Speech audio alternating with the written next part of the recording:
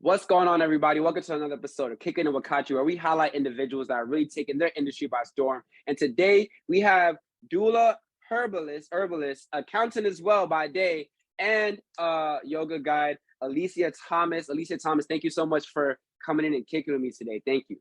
Hey, Kachi, thank you for having me. Really love what you're doing in the voice space. Yeah. And, I love what you're doing, right? But for those that are new to this concept of I don't want to call it alternative medicine, but just new practices of medicine that they're probably not used to. What is a doula? How does one become a doula? What is that world like? So a doula is someone who provides mental, emotional, and educational support to families during pregnancy, after pregnancy, and even just honestly, sometimes just helping with fertility. I got into being a birth doula because I was seeing a lot of statistics about people that looked like me, people that I could call family, and in some events, they were not able to say, hey, this family member is still on this earth with us, or this baby that we spent months nurturing and just caring for the birther, this baby is no longer here. So I started in March of 2021. I did my training with National Black Doulas Association. So that is one way that you can get into this type of work if you're really looking to just like empower the whole birthing evolution.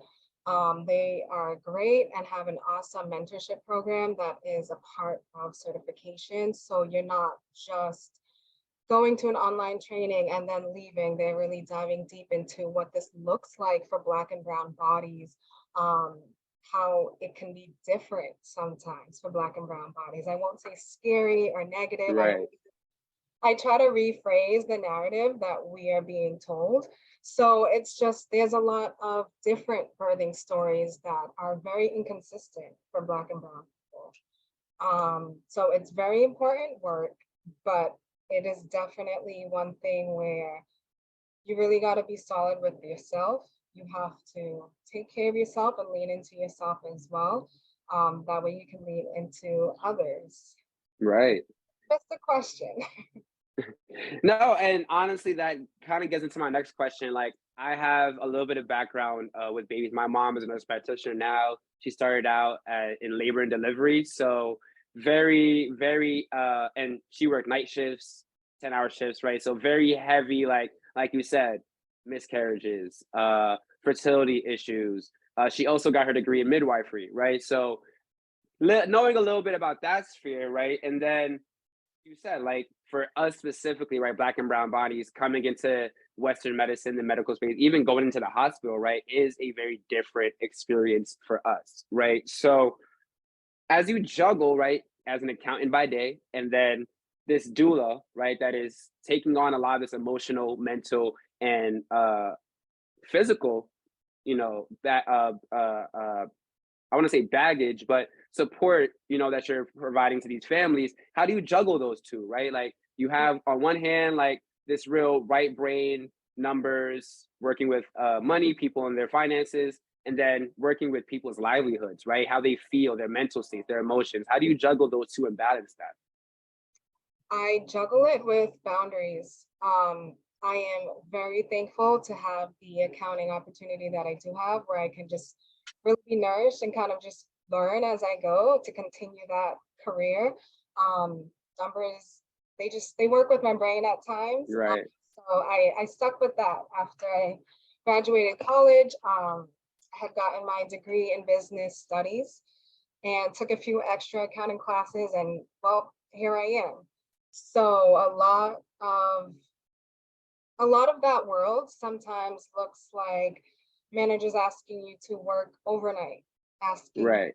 you to work until midnight on a Sunday just to close the books. And I am so thankful to have a very understanding team that really just knows, you know what, this person is working these hours or they're on at this time, and that's all right.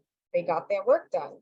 So I really had to learn to kind of just put that wall up and say, you know what, it's time to put the numbers aside. I need to relax. I need to just get my hands in some herbs or just like in some dirt and nourish these plants, try to, whether it's like making salves that support the breastfeeding journey, things like that. It's very, they kind of offset each other. And I will say another thing that helps me really balance my time between those two worlds is really just being real with myself. There have been times where I was just burnt out. I was burnt out. I was upset at everyone. I was not getting any sleep, not drinking as much water as I needed. You know, this can go on and on and on. So besides just putting up these boundaries whenever I am working at my day job, or if I'm working on a project, an herbal project, I just have to say, all right, what do I need first to feed myself? Looks like a face mask some days, other days looks like taking my vitamins finally after a week.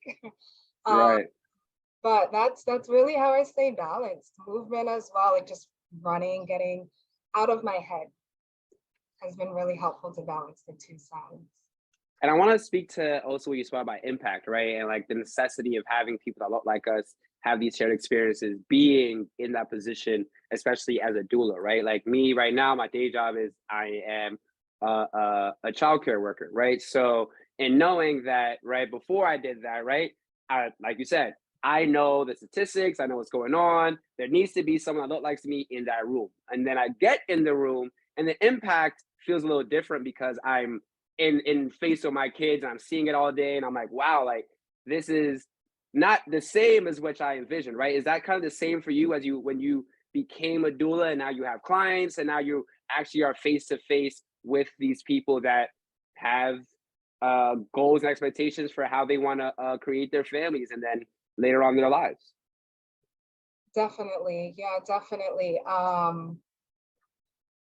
I would say that the main thing I was not expecting was that sometimes there's a lot of downtime. Yeah, Not just when I first start like a consultation with someone to see if they would even like to select me as their birth doula, but down to birth, sometimes these babies will do what they want to do. They'll come when they want to come, right. give a little extra 2 hours and just stop the world if they need to. So it's just learning to find that peace in like the calm before the storm and keeping my mind just clear has been really helpful. It's definitely a bit shocking to hear about how hospital culture can be for labor and delivery. And then to see it is often, it catches me a little bit by surprise, kind of freezes me. But it's always just a quick refresh of, all right, nope, we're back. We're back. Right, right. Do they need so that I can just empower them and remind them about the rights that they have, the options that they have. A lot of times you really just have to let things go and address it in a different manner, whether it's addressing a hospital with a complaint or just telling your client, hey, they would like you to sit or they would like you to lay on your back. Just reminding you, you have this option to stand and to squat, you know that, like just reminds your team that you want to squat or stand, whatever the case may be, has been a little challenging, but that's definitely, it's been difficult, I would say, yeah. Yeah, and that actually goes to my next question, right? Because in advocacy work and in healthcare work, there is this notion that hospital culture, as you said, I love that term. I'm gonna steal that. Hospital culture is the end all be all, right? It's the pinnacle of the solution to people's medical health problems or their concerns. But then you have the doulas, right? Who I don't know, because obviously me interviewing is me learning. Is this an alternative to Western traditional medicine, or is this an aid supplement to Western traditional medicine? So to supplement, doulas can work alongside the traditional doctors within the Western medicine, like labor and delivery hospital setting. But they can also be a little bit more unconventional. So they can work right alongside midwives for home births. And like a lot of people have a team of people just to support themselves and their family during this process. Yeah, and like I said, like I think that kind of goes into like the misconception that people have about doulas, right? Like as you talked about, like the rights people have. I didn't know I had rights going into the hospital, right? Is this also something that one misconception, just to clear up, is this something that often people think doulas are only for the birth giving individual, but I see that this seems to be a more um I don't want to use the word holistic because I was going to ask another question about that later, but a more holistic approach in incorporating the not just the individual, but the partner and the families and their goals. Is so how does the relationship in terms of non-birth giving individual? What sort of expertise, what sort of support do you give them? So that's actually one of my favorite parts because you're right. A lot of people do just think, okay, it's just me and my doula. No one else needs to know anything or learn anything. But actually, it's super helpful to have a support person or your partner or a family member that you really trust that is there with you. Someone that if I am 30 minutes away and you need someone to help you with breathing or coach you through these different positions, Right, right. welcome, more than welcome. We actually encourage it. And it's just awesome to have them be at these sessions and be learning, especially when it is like the mom and dad kind of just Right. learning movements together and not just learning more of the physiology of birth. That is extremely powerful because you're not just getting your body ready for 9 months from now. It's right now. Like this is happening right now, Right. starting from now. And birth is actually more mental at times than it is physical. So just having a set person, um, whether it's like set aromatherapy, lighting, just a certain zone that you get into when you are practicing to prepare for birth, that is so powerful because once the real thing comes, boom, you're just right back in it. It's Right. in nature. You've already done this. Right. And I'm saying all you non-birthing individuals, that's to let y'all know y'all not off the hook once No, y'all ting pregnant. You know what I'm saying? Like you still got some work to do. Still got to put that work in.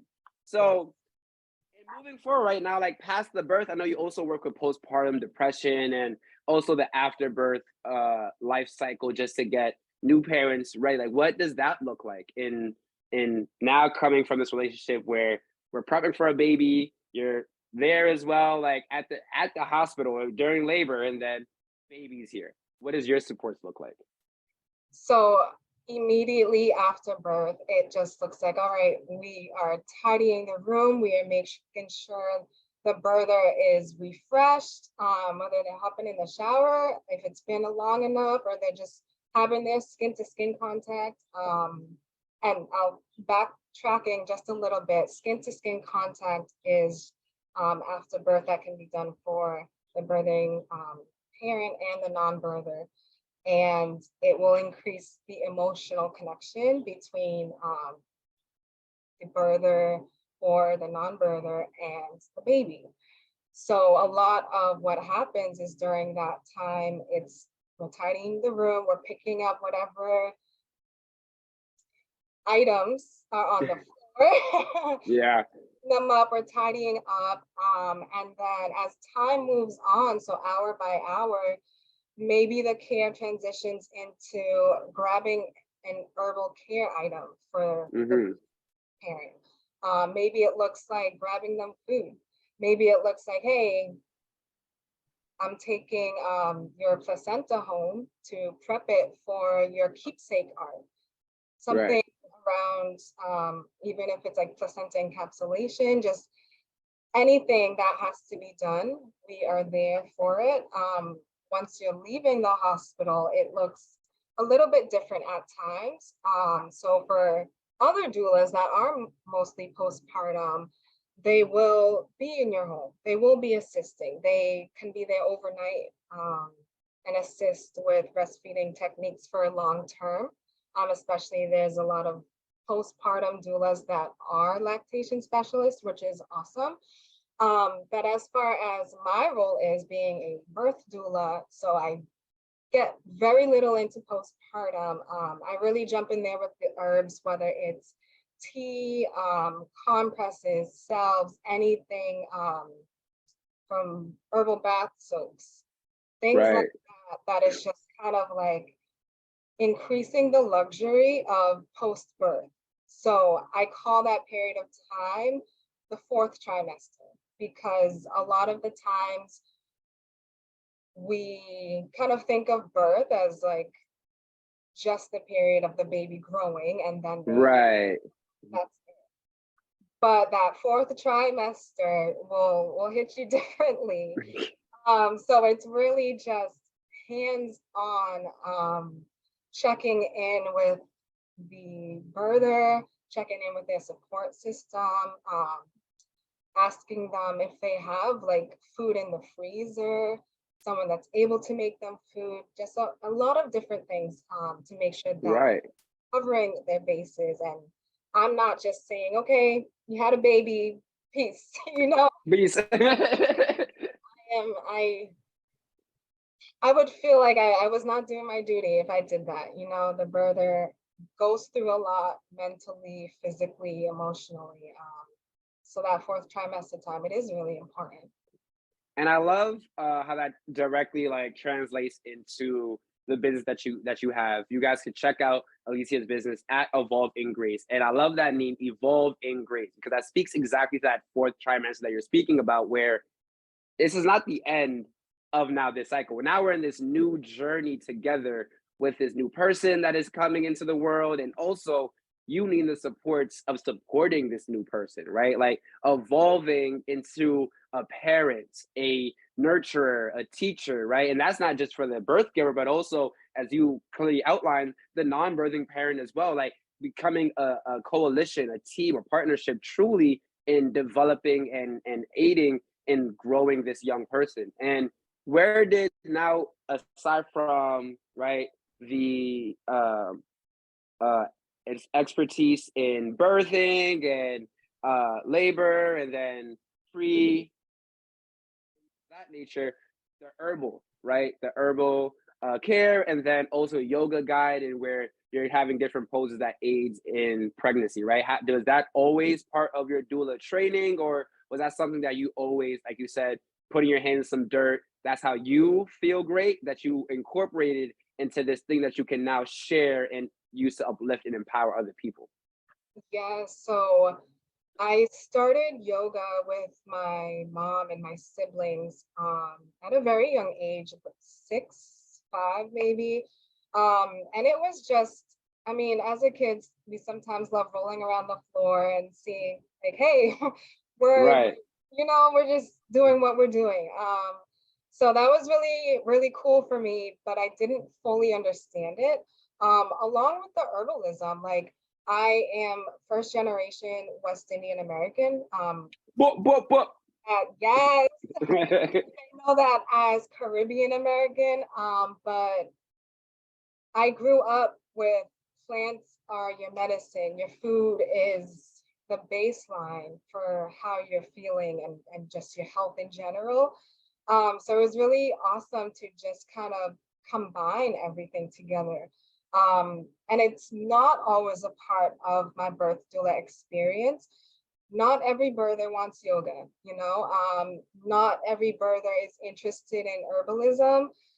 Some of them can't use some of the herbs due to health concerns. So it's a very, like the consultation process that I do have just goes into that. Any pre-existing conditions, giving a list of herbs to kind of take that back to their doctor, things like that. But yeah, I definitely, between herbalism and yoga, I saw how it's helped my life a lot. And when I was drawn to be a birth doula, it was really, really intriguing to see how they can all connect. We need movement to move our emotions. We need the herbs to cleanse our inner body. So it all just kind of aligns. Yeah, and like I said, I'm Nigerian, so also comes from a background of, you go back home, there's plants everywhere. My grandma got a garden, my mom has a garden back in New York, right? So it's very, like you said, second nature to us as people of the earth, right? To utilize the earth for our own well-being, right? And I love that you are implementing this, even though it's not for every single client, but even in your day-to-day, like your essence, your aura speaks to utilizing the earth to then give back, as you see through birth to the earth, right? These cycles, right? That you are embodying and expressing through your art as well as through your business, right?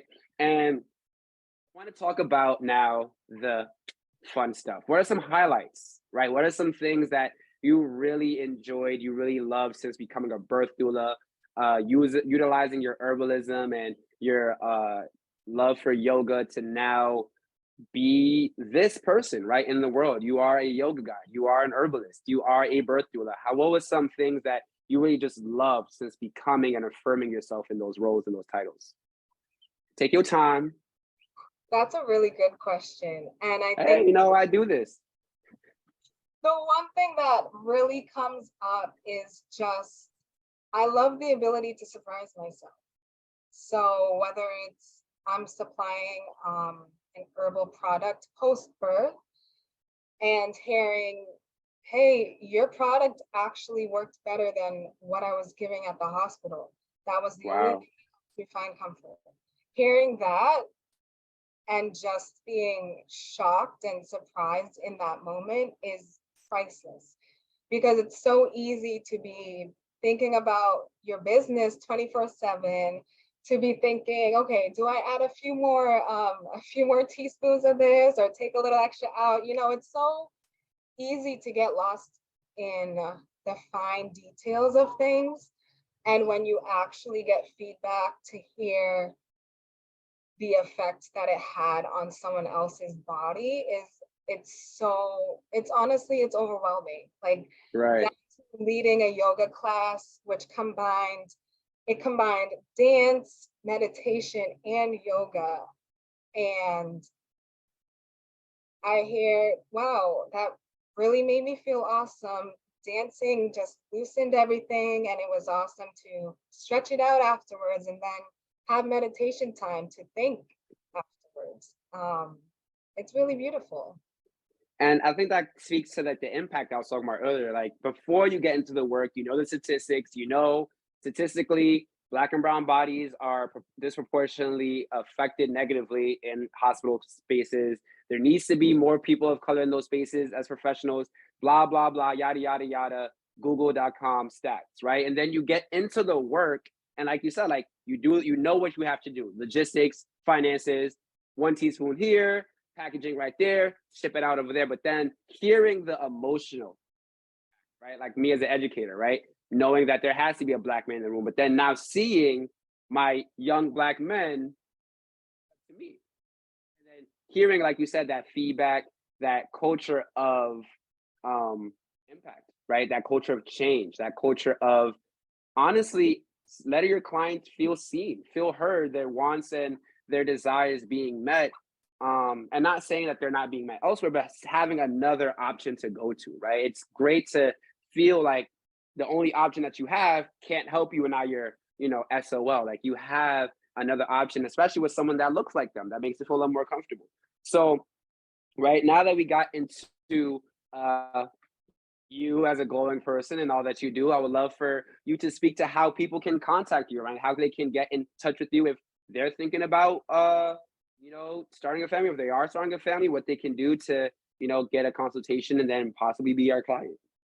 Sure. So I can be reached at contact my doula at evolvinggrace.com. I can be contacted for anything from herbalism to yoga movements. If there's anything that someone is like a shoulder that's just stuck. I mean, sheesh, I'm a weightlifter, so I'm gonna need some yoga tips. Yeah, I'm gonna need that. My shoulder and my knees are bad, so you gotta get it out. You gotta get it out. Yeah, I need that. I'm gonna contact you at contact my doula at evolvinggrace.com. Yes, and if there's someone that would love to set a direct consultation, just have it hit my calendar, they can go to my Instagram at evolvinggrace, and the link in my bio there is a scheduling link there. Nice. And thank you so much. Like I said, like I feel like for people that look like us, the idea of the hospital is so scary, right? And even the idea of birth giving can feel so isolated, right? Because you're in a room, you're the only Black person, and there's a sea of white, not just in the coach, but in the faces as well. And when you have someone like you, like a team, as you said, a true village from before the baby is even there, right? It takes a village to raise a child. But as you're pointing out, it takes a village to even birth the child, right? So I love the fact that you are doing the work and doing it so well and doing it with class and with grace, right? No pun intended. And you spoke to it before, but I love to hear or a little bit before, but I love to hear, like, is there anything that we should look forward to, or any initiatives that you're putting out? I know that this interview is probably gonna get put out mid-July or so, or the end of July. So is there anything at the end of the summer or maybe in the fall and the winter that maybe we should look out for, that we should keep on our calendars or on our radar? Yes, definitely. So we are all about the community. So we will have some community yoga and some community running sessions. Oh yeah. Yeah, we have our first one this Saturday actually. So we'll see how that goes. Just waking up 6 a.m., running on the beach. So I'm Nice. looking to have more of these events. So definitely look out for that throughout the summer and the fall. And then we are opening our herbal care products to the public. So not just Nice.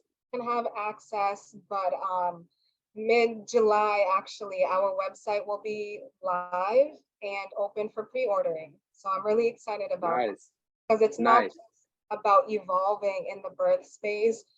Life, like we all have to evolve. We all have to give ourselves grace. Right. Utilize what we can to just bring some extra peace to us. So I'm really excited to open up. Right. No, that's beautiful. That's beautiful. Thank you, Alicia, for coming in, kicking with me, and sharing the story. Like I said, coming from a background where my mom speaks so highly of being in that field. I love speaking to a doula and someone that's doing the work on the ground for our people to ensure that we are safe, we are protected, we are advocated for, and we're seen and we're empowered. So thank you so much. You guys can follow my homegirl Alicia at Evolve in Grace on Instagram. Check her out, hit her up, work with her because she's amazing. You guys can check out this interview at the DC Voice on Instagram and YouTube. Alicia, do you have any last words for us before we head out of here? I just want to say thank you. It's been a pleasure speaking with you. It's really, every single time I'm able to share a bit about my story, it reignites that fire, that passion. So thank you for holding this space. And I'm really looking forward to seeing where you go with DC Voice. Hey, we going to the top, and you coming with us too, because I'm gonna have a son one day. So I'm gonna need you to be there because I don't know what the hell I'm doing. So I'm gonna need you to help me out. We're gonna pass on. Thank you guys. Thank you so much. And you guys can check us out once again at the DC Voice on Instagram and YouTube, and check out my homegirl Alicia at Evolving Grace. I'm Kachi the Analyst, and we are out of here. Thank you guys.